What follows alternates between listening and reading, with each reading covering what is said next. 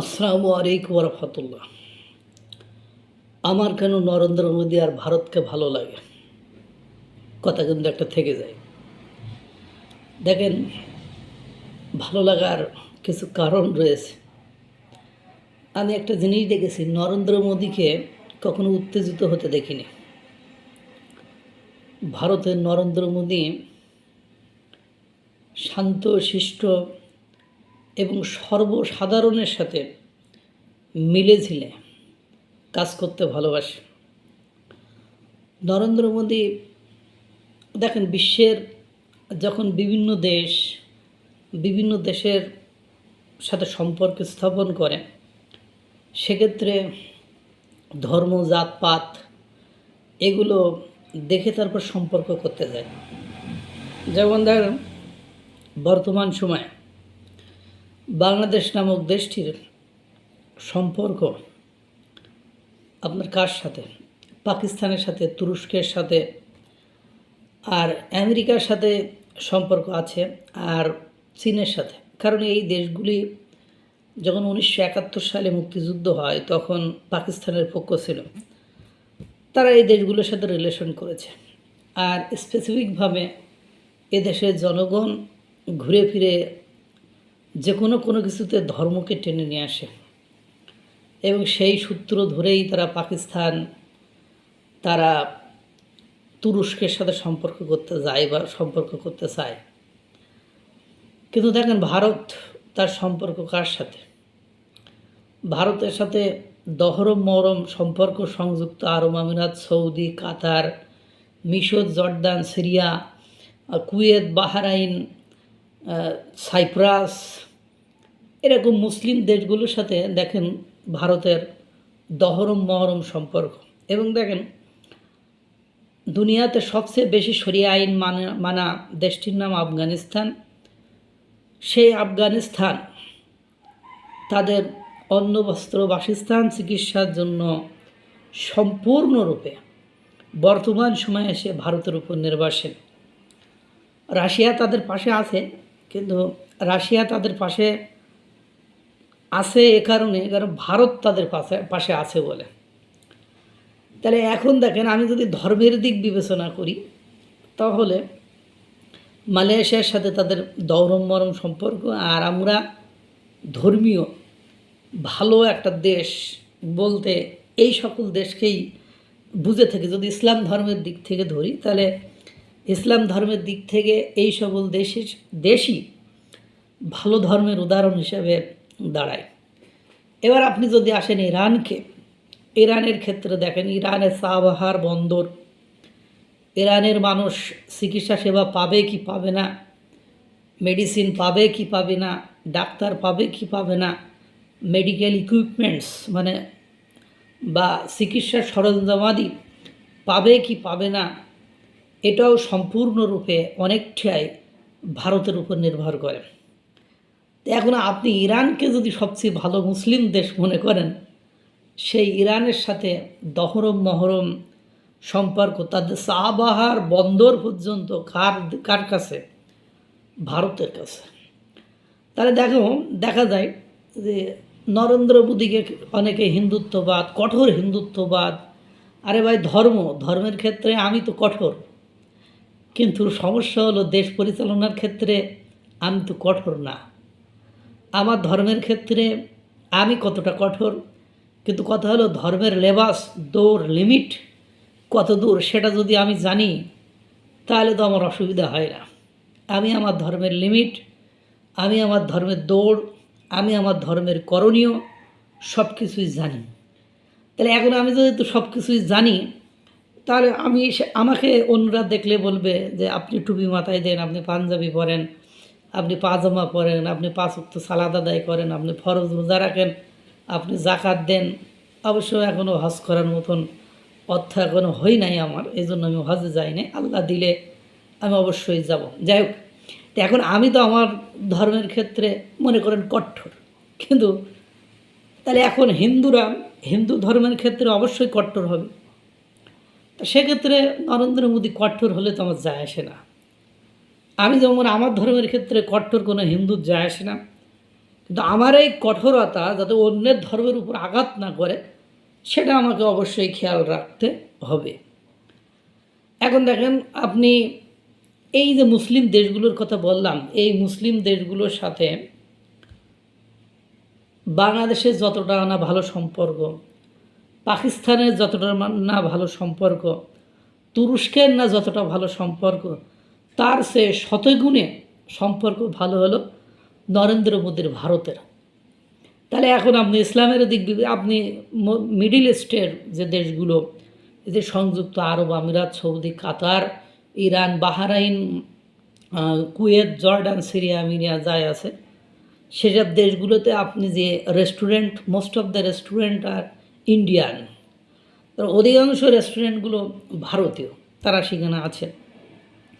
তাহলে এখন দেখেন তারা যদি উগ্র হতো, তারা যদি ধ্বংসাত্মক হতো, তারা যদি ডিপ্লোম্যাটিক ওয়েতে হ্যান্ডেল না করতে পারতো এই মুসলিম দেশগুলোকে, এবং ভারতের বিরুদ্ধে এগেনস্টে মাথামোটা কিছু পাবলিক যে অভিযোগগুলো নিয়ে আসে, সত্যিকার অর্থে এই অভিযোগগুলো যদি অথেন্টিক হতো, তাহলে মিডিল ইস্টের এই দেশগুলোর তো ভারতের সাথে রিলেশন করার কোনো যুক্তিই নেই মনে হয়।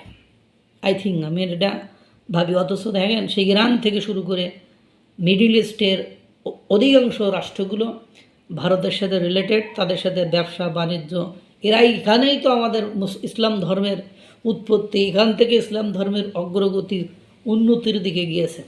তাদের সাথে সম্পর্ক কতটা না ভালো, কতটা না মধুর, তার কারণেই তো তারা ব্যবসা করতে পারে, বাণিজ্য করতে পারে।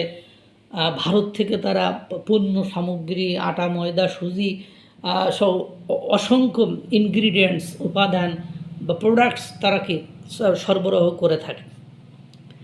তাহলে এখন কথা হলো এই জন্য ভালো লাগে, কারণ আর এসব সম্পর্কগুলো নরেন্দ্র মোদী ক্ষমতা আসার পরে বেশি বেগবান হয়েছে। এবার আসেন ইউক্রেন আর রাশিয়ার যুদ্ধ। ইউক্রেনের পক্ষ নিয়েছে কে? আপনার মার্কিন যুক্তরাষ্ট্র। রাশিয়ার পক্ষ নিয়েছে কে? রাশিয়া ইউক্রেন যুদ্ধে এখনও যে সাস্টেইন করে আছে, এখনও যে টিকে আছে, এখনও যে লেভেলে আছে, এটা অনলি ভারতের কারণে।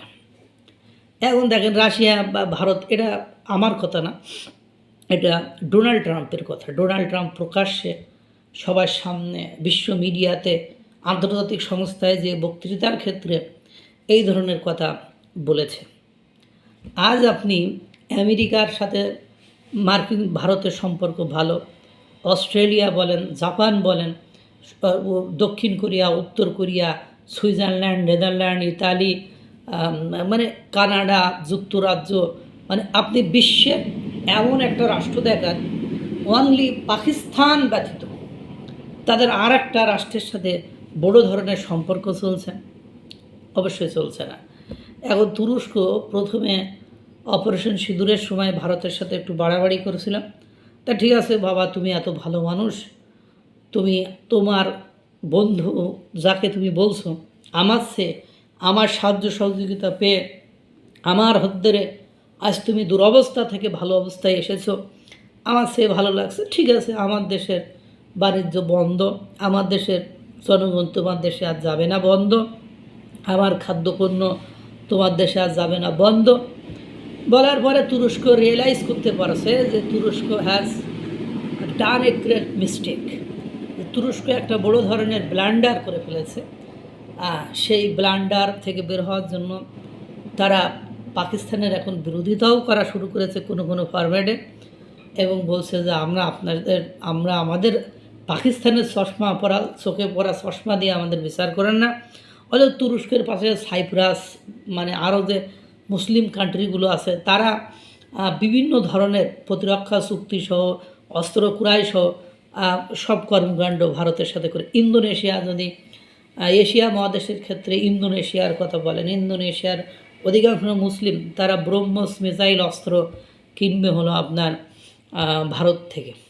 এখন দেখেন বিপদে পড়লে মুসলিম কান্ট্রিগুলোকে সবার আগে যে দেশটি, এই যে তুরস্কে, আফগানিস্তানে বন্যা হয়েছে, মুসলমান কান্ট্রি, শরিয়া আইন মানা কান্ট্রি, সবার আগে তিরান, চাল, চিকিৎসা সরঞ্জামাদি নিয়ে যে দেশটি উপস্থিত হয়েছে, হাজির হয়েছে, সেই দেশটি ভারত। সেই দেশের নরেন্দ্র মোদীকে আপনি কট্টরপন্থী হিন্দুত্ববাদ, তাকে এ বলে কষায় মশাই বলে গালি দিচ্ছেন।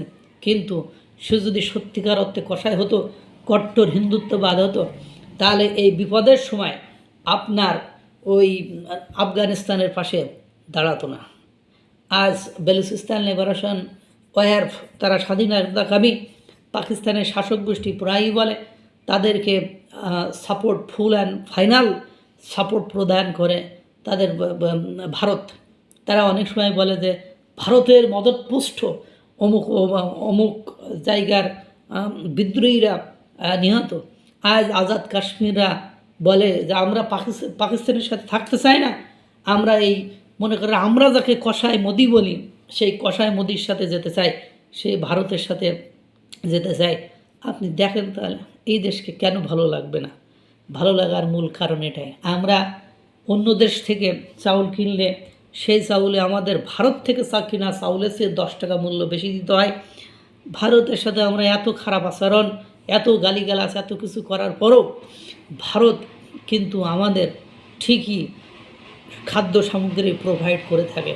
কারণ জানে প্রতিবেশীর স্ত্রী ডিভোর্স দেওয়া যায়, প্রতিবেশীকে ডিভোর্স দেওয়া যায় না, তারা এই ফরম্যাট মানে। কিন্তু আমার দেশের কিছু মানুষ রাজনীতি করার জন্য এই প্রতিবেশীকে শত্রু করে ফেলছে, যার কারণে আমরা বিপদগ্রস্ত হয়ে যাচ্ছি। ঠিক যে কারণগুলো বলেছি, এরকম আরও শত শত কারণ রয়েছে, স্পেসিফিকভাবে কিছু কারণ আপনাদেরকে বললাম। এই কারণেই ভারতকে ভালো লাগে। ধর্মের দিক তাদের, ধর্মের দিক তাদের, বিষয়টা ডাজেন্ট ম্যাটার। আমার ধর্ম আমার বিষয়, আমি কারোর প্রতি সহিংসু না, সেও কারোর প্রতি সহিংসু না। এখন কথা হলো, আপনি জুতা দেখালে সে তো জুতা দেখাবেই, বা তার চেয়ে বড়োটা দেখাবে, এটাই স্বাভাবিক। আপনি সহিষ্ণু না, এই জন্য আপনার প্রতি তারা সহিষ্ণু না। আমি সালাম দিয়ে শুরু করি, সালাম দিয়ে শেষ করি, তারা আমাকে গালিগালাজ করে না, তারা আমাকে সম্মান করে। আই রেসপেক্ট দেম, আমি তাদেরকে সম্মান করি। সম্মান এমন একটা জিনিস, আপনি মহান রব্বুল আলামিন বলেছেন, আপনি অন্য ধর্মের লোককে যদি না বুঝে গালিগালাজ করেন, তাহলে তারা আপনাকে না বুঝে গালিগালাজ করবে। কেন? আমি আল্লাহ তাআলা সূরা ইউসুফের 99 নম্বর, ইউনুসের 99 নম্বর আয়াতে বলেছে, আমি ইচ্ছা করলেই তো অবিশ্বাসীদেরকে বিশ্বাসী বানাতে পারতাম, তাহলে কি তোমরা জোর করে অবিশ্বাসীদেরকে বিশ্বাসী বানাবে? আমার তো এ দায়িত্ব দেই নাই কাউকে জোর করে অবিশ্বাসী থেকে বিশ্বাসী বানানো। সে তার ধর্ম পালন করবে, আমি আমার ধর্ম পালন করবে। আমার আচরণ, আমার কর্ম, আমার ধর্ম, আমার সততা, আমার নিষ্ঠা, এগুলো দেখে কেউ যদি ডাইভার্ট হতে চায়, সেটা তার ব্যাপার। আল্লাহ আমার এই দায়িত্ব দেই নাই। সুতরাং আমি এই কারণেই মূলত নরেন্দ্র মোদী আর ভারতকে ভালোবাসি। কে কি বলল না বলল আমার যায় আসে না।